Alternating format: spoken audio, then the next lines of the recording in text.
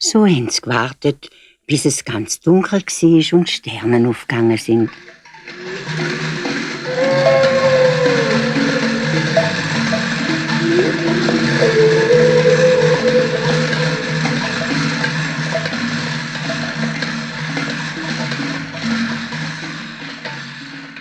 Hört der Leopard plötzlich etwas schnauben und er nimmt einen Satz und wirft sich drauf. In dem Augenblick hört er ein Grunzen und ein Gestrampel und der Jäger keucht: Ja,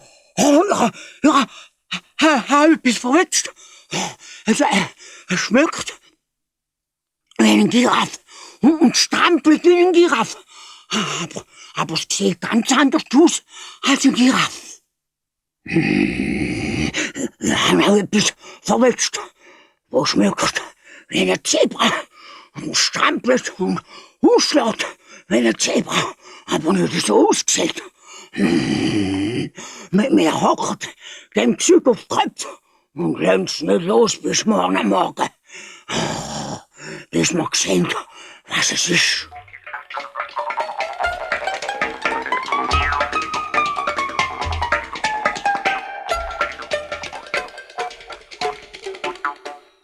Was sagt?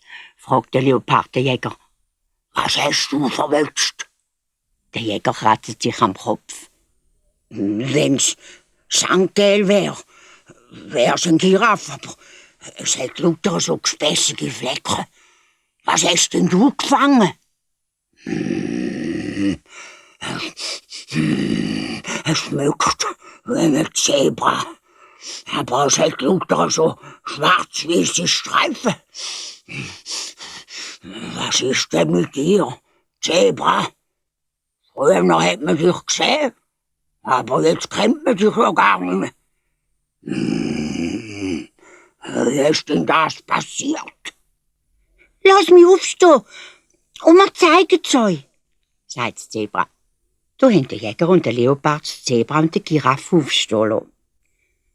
Das Zebra ist unter einem Dornbusch gestanden, ins gestreifelte Sonnenlicht und der Giraffe zu einem hohen Baum, wo die Schatten lauter Flecken geworfen haben.